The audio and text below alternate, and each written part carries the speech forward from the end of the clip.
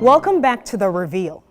We brought you the story of Jeffrey Smith. He served 3 tours in Afghanistan, but recently found himself fighting to leave the Army with honor, benefits, and help. Smith's story is not an isolated case, and now members of Congress are weighing in, questioning whether soldiers are kicked out of the Army because of their behavior caused by PTSD.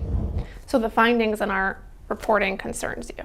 Absolutely. Washington State Congressman Adam Smith, Number 2, chairman of the House Armed Services Committee, says our findings reaffirm a problem he's seen. Every couple of people who come to you, several hundred come to me. So I am aware of it. This is the catch-22.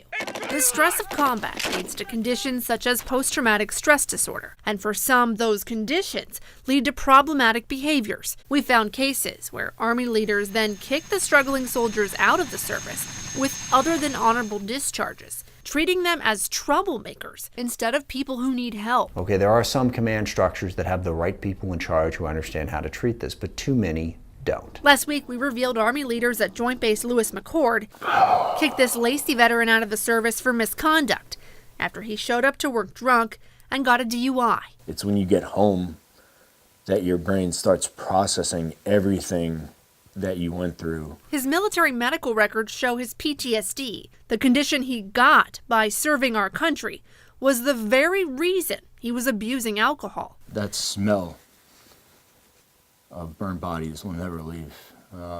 It could be anything. All of a sudden, I'll start getting it in my nose. And last year, in a 5-month investigation, we uncovered local Army leaders failed to act on the advice of their own medical experts. So what you're saying is the Army's policies to protect these soldiers don't work. It doesn't work. Nope. It wasn't just whistleblowers at Madigan Army Medical Center who told us about this problem. We found it ourselves in the case of this Shelton veteran at risk of suicide. So that was like one of many things that we were exposed to.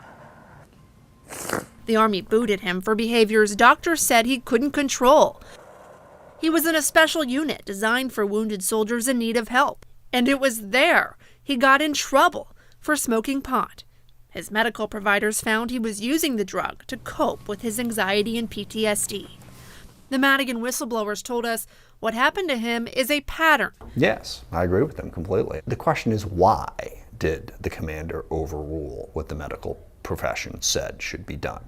And the why is because they have not embraced an understanding of how traumatic brain injury, PTSD, mental health issues affect the people that they are leading. Smith says he wants to encourage better mental health training for commanders. Because the culture right now is not there. The culture is still, mental health issues are something they just as soon not deal with. He says it's the military, not Congress, that has to make that cultural shift. Is there anything concrete that you can tell me that you're prepared to do to fix this? Yeah, you're not going to fix it, okay? You're not going to stop mental health. You're not going to magically make sure that every treatment is right. What we can concretely do is change the training to better emphasize mental health. That's what we can do. Some progress, a story will continue to follow. If you have a news tip or a comment on one of our investigations, email us at thereveal@11alive.com.